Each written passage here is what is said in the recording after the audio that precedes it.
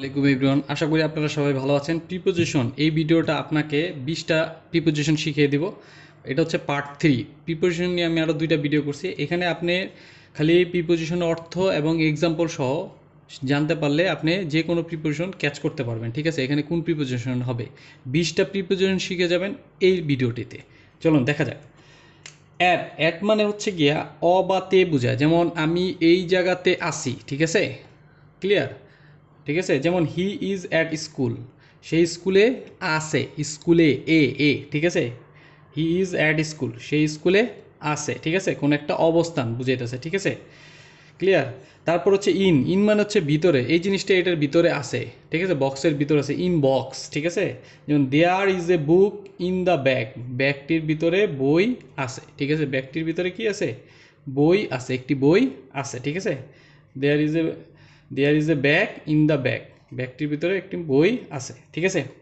By হচ্ছে গিয়ে ধারা, যেমন তার ধারা, যেমন he help me, he help me by money, সে আমাকে টাকা দ্বারা উপকার করছে, তাই না, সাহায্য করছে।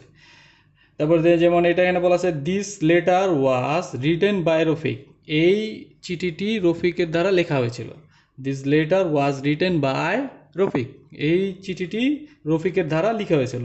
টু হচ্ছে প্রতি বা দিকে বোঝায়, যেমন I am going to the market, আমি মার্কেটের দিকে যাচ্ছি, ঠিক আছে, I am going to the market. তারপর হচ্ছে কি আবার অন মানে উপরে, কোনো কিছু উপরে রাখা আছে, কোনো কিছুর উপরে রাখা আছে, জিনিসটা এরকম বোঝানো হয়। যেমন the pen is on the table, ঠিক আছে। যেমন I am teaching English on the টেবিলের উপর বসে, মানে অন দ্য চেয়ার, চেয়ারের উপর বসে, অন দ্য চেয়ার, ঠিক আছে, চেয়ারের উপর বসে আমি ইংলিশ শেখাচ্ছে। যাই হোক, তারপর হচ্ছে গিয়া আপ মানে হচ্ছে উপরে, look up at the sky, ঠিক আছে, আকাশের দিকে তাকাও, আকাশের উপরে তাকাও, ঠিক আছে, আকাশের দিকে তাকাও, উপরে বা দিকে বোঝায়, তাই না, এরকম বোঝায় আপ, ঠিক আছে। তারপর ফর মানে হচ্ছে গিয়া this gift is for you, তোমার জন্য, this is for you, this work for you, ঠিক আছে, এই কাজটি তোমার জন্য, ঠিক আছে। আউট মানে বাইরে, বাইরে মানে হচ্ছে গিয়া হি went out of the room, সেই ঘরের বাইরে চলে গেল, ঠিক আছে। ওয়েন্ট মানে তো যাওয়া, ঠিক আছে, গিয়েছিল। He went out of the room, সে ঘরের বাইরে চলে গেল। এরপরে হচ্ছে কি আমরা 9 নম্বর দেন, এগুলা দেখা যায় অনেক সময় আপনার অর্থ না জানলে প্রিপোজিশনটা বসাইতে পারবেন না, এর জন্য অর্থটা সহ লেখায়।